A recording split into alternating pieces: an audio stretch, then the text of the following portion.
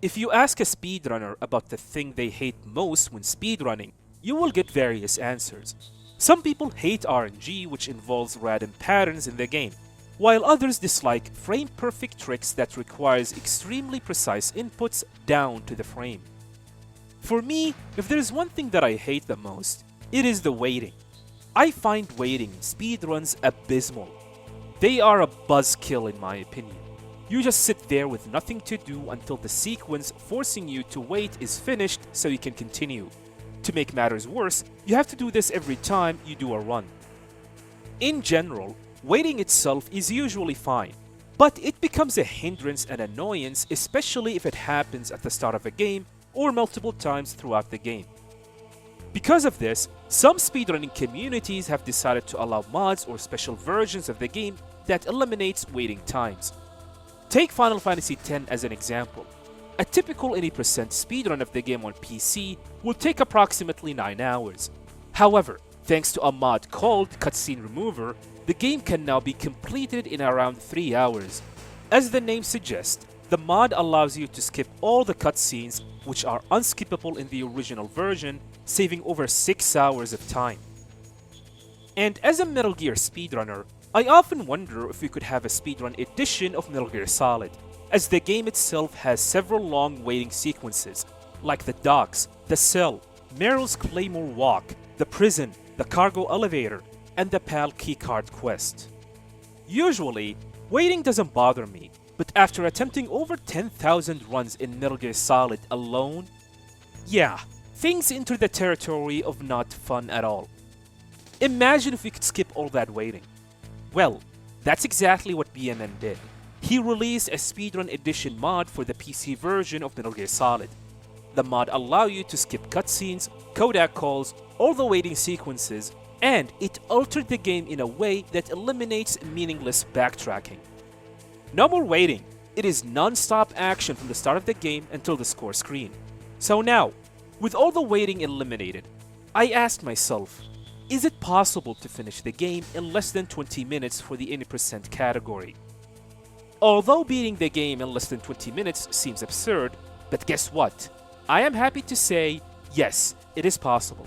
And not only that, but it can be done on the hardest difficulty with Big Boss rank achieved. The any % category is all about finishing the game as quickly as possible, using glitches, skips, and exploits. Currently, the fastest any % run for the PC version of Metal Gear Solid on extreme difficulty is around 34 minutes.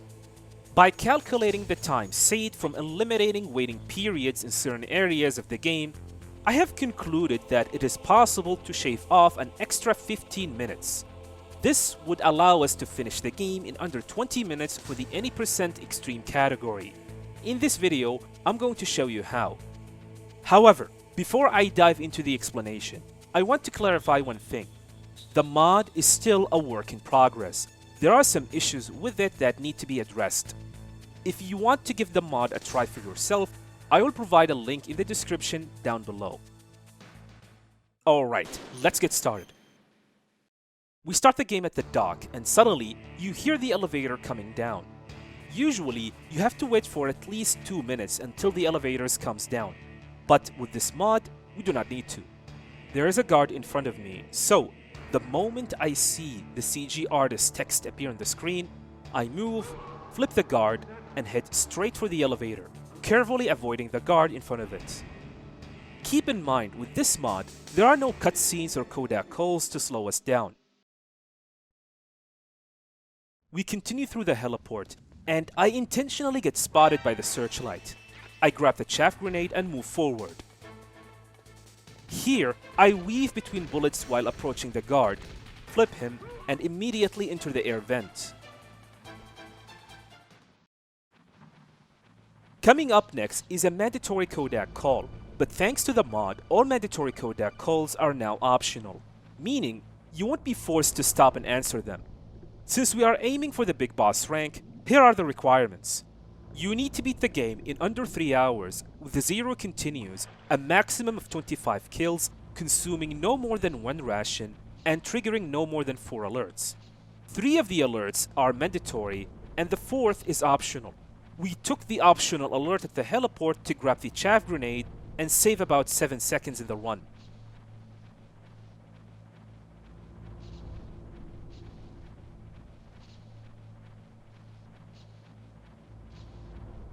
Now that we have reached the tank hangar, I stand up immediately, start cooking the chaff grenade. I throw the grenade as soon as I touch the brown line on the floor, wait a little bit, and then go to call the elevator.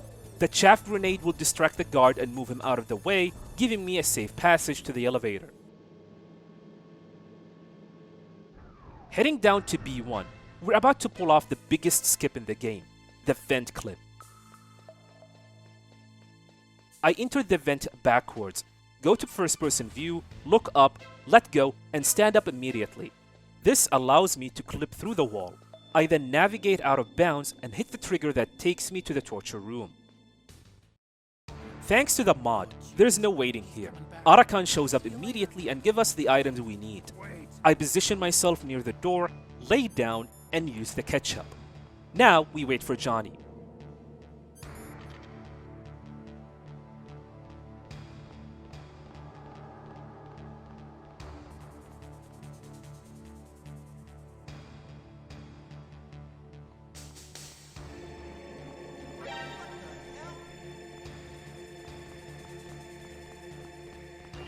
As soon as he opens the door, I stand up and break his neck. That's an F for Johnny. Now, we continue. Since we did not submit during the torture, we will escape with Meryl, meaning we have a bomb in our inventory. We will need to get rid of it later, but for now, we exit the room and head to the armory.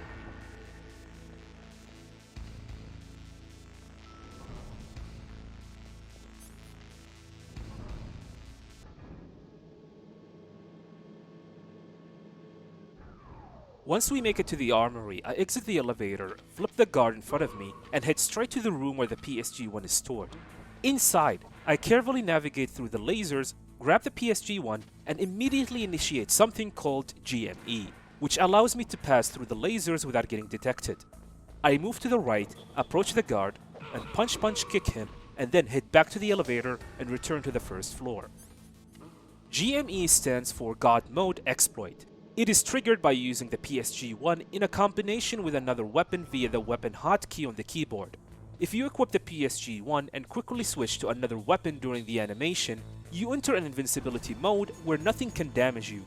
And if you do this while crouching, you can also skip triggers and go out of bounds. Here, I carefully maneuver between the two claymores ahead. By the way, shh, Vulcan is sleeping.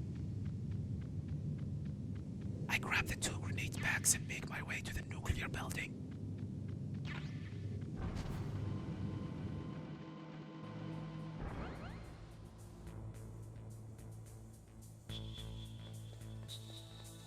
Inside the nuclear building, we encounter another mandatory Kodak call that has been turned optional thanks to the mod.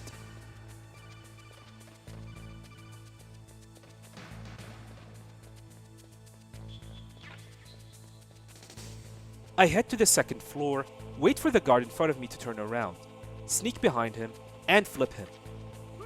F that guard. Then it is straight to the elevator and down to B1.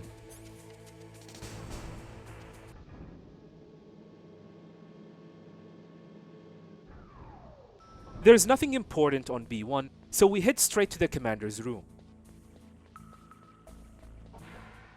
Here, we face the bookshelf boss encounter. Defeating it is pretty straightforward. Just do this.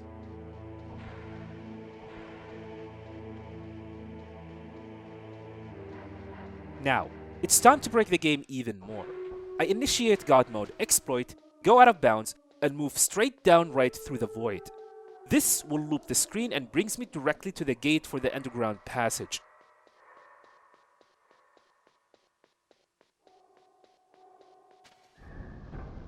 I perform the same exploit again in the next area, and then pass through the door that leads to Comm Tower A.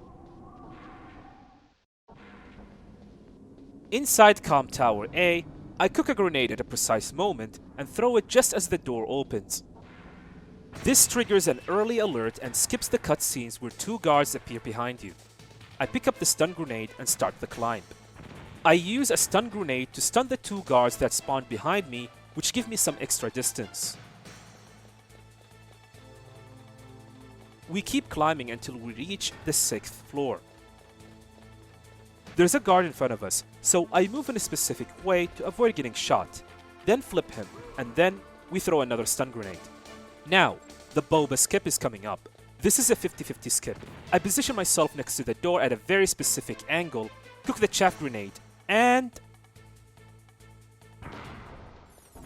First try. On extreme difficulty, you need to hit the boba skip on the first attempt, or else the run is dead, and you will have to start over.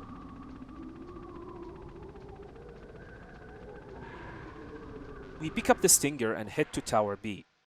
Here, I grab the grenades and return to the door. I initiate GME and fall from the top to the bottom of the tower, landing in the snow field. In the snow field, I attempt the strafe trigger, but I fail to position myself perfectly. I succeeded in the second try. For Wolf 2, by using GME and shoveling my weapons with hotkeys, I am able to cross through the barrier and hit the trigger that ends the fight with Sniper Wolf. Next up is the Blast Furnace. I immediately equip the PAL keycard and head straight for the door. I crouch, equip the keycard, and initiate GME. Then, I go into first-person view and navigate through the Blast Furnace by passing through the walls until I reach the gate. Here, we have to wait for exactly 30.5 seconds for the PAL keycard to change colors. This is one of the changes BMN made to the PAL keycard quest. You only need to use the last computer in the commands room, which requires the hot temperature PAL keycard. No more wasting over 15 minutes changing the PAL keycard's color now. After this, I go through the gate and immediately throw the bomb. Then I return to the Blast Furnace and head back to the cargo elevator. By doing this, the cargo elevator will be waiting for me instead of having to wait for it to arrive.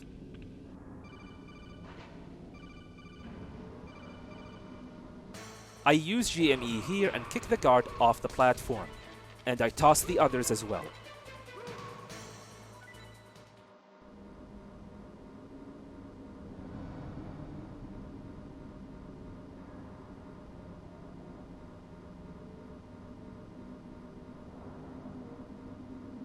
As we reach midway point, we move to the next platform and avoid getting shot by the turret using GME.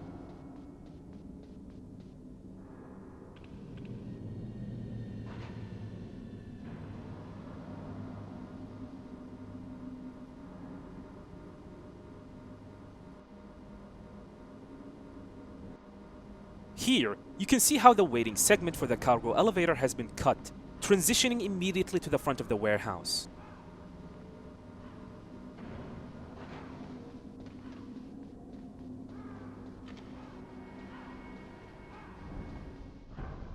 For Vulcan Raven, I immediately trigger GME, start cooking the grenades, and begin tossing them.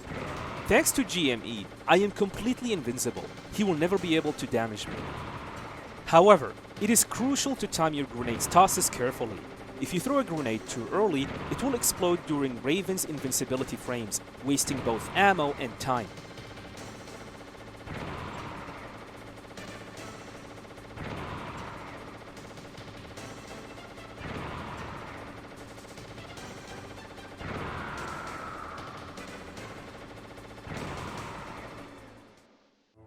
With Vulcan Raven defeated, we head to the area with 100 turrets. Using GME, we proceed to the second floor.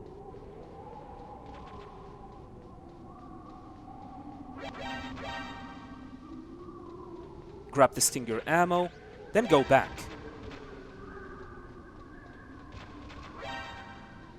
Collect the ammo near the door and head to Rex's lair.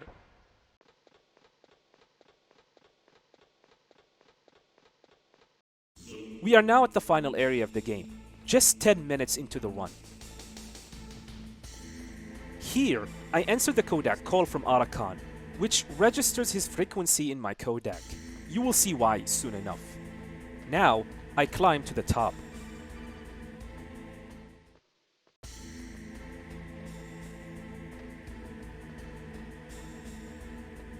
All of the Kodak calls here are normally mandatory, but thanks to the mod, they have been made optional.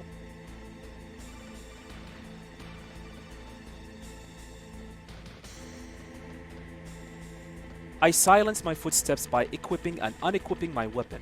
When I reach the guard, I flip him and head to the commands room.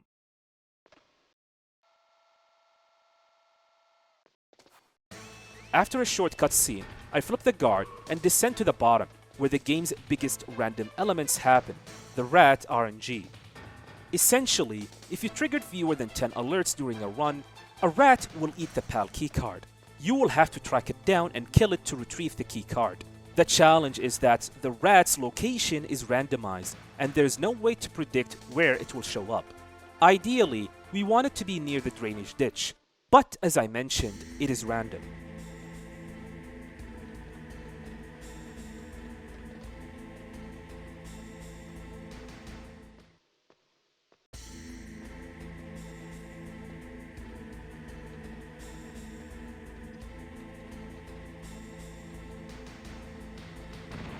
Unfortunately, we didn't get the best RNG this time.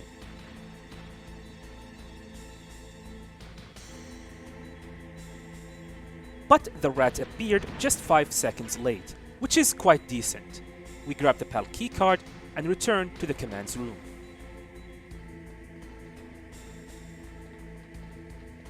BMN's mod makes the PAL keycard quest much simpler by eliminating the need to use it on the first and the second computer.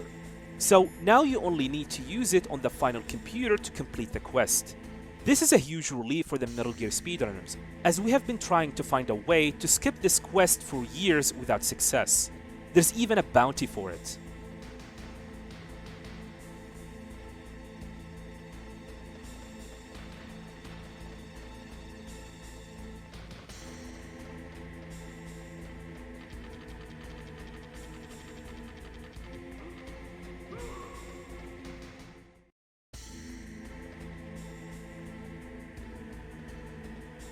Now that the PAL keycard quest is complete, I immediately call Arakan since his number is registered in the codec.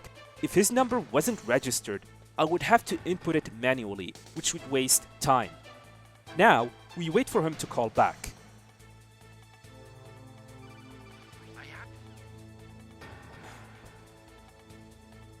Afterwards, we will follow Liquid and head into the Metal Gear Rex encounter. At the start of the fight, I take 13 steps forward, then initiate GME and equip the Stinger. I start shooting the radar. My position here is critical because Rex will loop between his bullets and laser attacks, making it easy to damage the radar.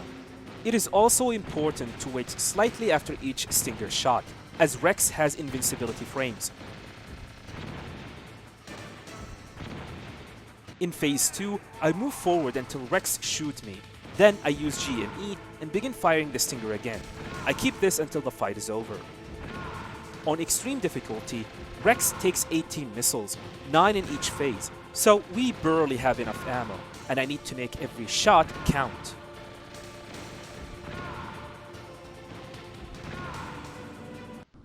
Now, for Liquid's fist fight. If you win, you might still be able to save her. You could enjoy one brief moment of love before the end. If you cross this line, you'll fall. We need to perform an infinite combo. First, we position Liquid so he can't escape the combo. And then, we use a 2-punch combo with a double tap rhythm, like I'm about to do here. How about you, Snake?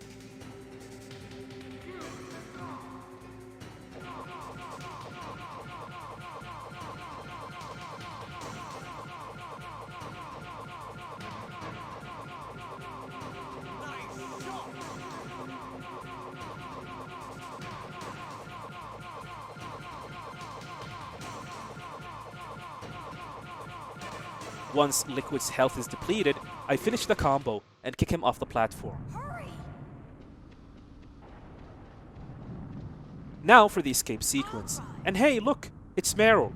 It is very rare to escape with Meryl in a speedrun, but thanks to the mod, we got to enjoy her company. I wait a bit until the guard gets close, then grab and hold him until Meryl starts the engine.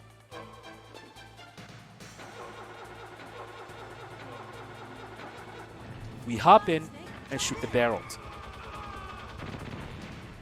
Snake, hold on! Here, we aim the machine gun at a specific spot.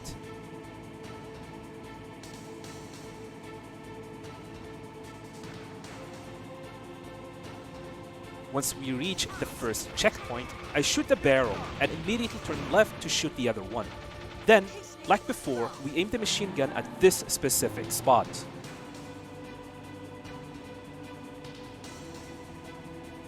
At the second checkpoint, I start shooting, hoping to hit the guard on the right, but I miss.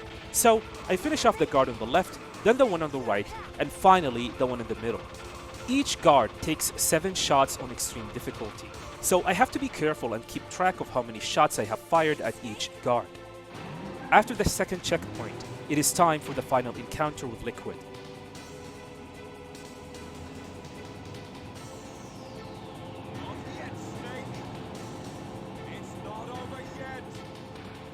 There are 5 phases here, and you need to deal enough damage in each phase to progress to the next one. In the first phase, Liquid needs to be shot 6 times.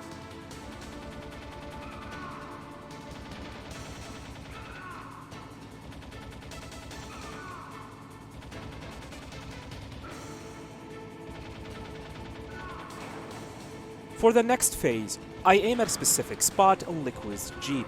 It is a 50-50 chance to hit it, so good luck.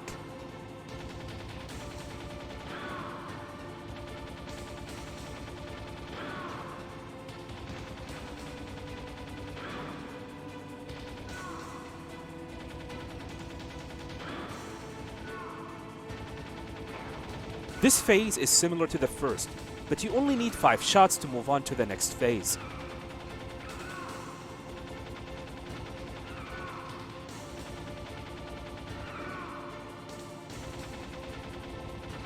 Unfortunately, I missed the transition shot here, which makes this phase about 2.5 seconds longer.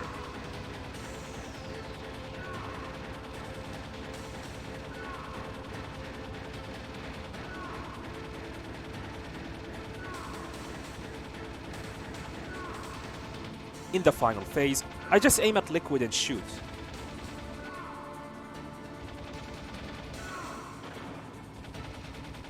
After 4 shots, we have made it to the end.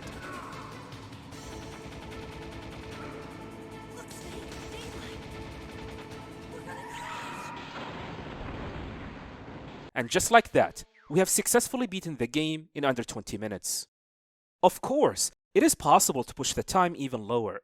I estimated that a low 18-minute run is achievable with this mod. Now, for the big question. Will this mod be used in the main categories for the game? The answer is absolutely not. This mod doesn't just cut waiting times, it also alters the game mechanics in a way that shouldn't be allowed. For example, in the PAL keycard quest, one of the main objectives is to use all 3 computers, and you are required to wait 61 seconds in the warehouse for the card to turn blue, and another 61 seconds in the blast furnace for it to turn red. What BMN did here was to eliminate the need to use the first 2 computers, leaving only the third, and reduce the waiting time for the PAL keycard to change colors from 61 seconds to 30.5 seconds. Modifications like these that affect gameplay shouldn't be allowed in the main categories. However, don't worry, this mod can still have a place in the category extensions, so there is room for it in the Metal Gear speedrunning community. Additionally, this mod could be useful for races and tournaments, as it significantly reduced the time needed for races. So, what do you think of this mod? Do you think it is acceptable? Or does it go against the spirit of speedrunning the game? Let me know your thoughts in the comments below. Thank you for watching, and have a nice day.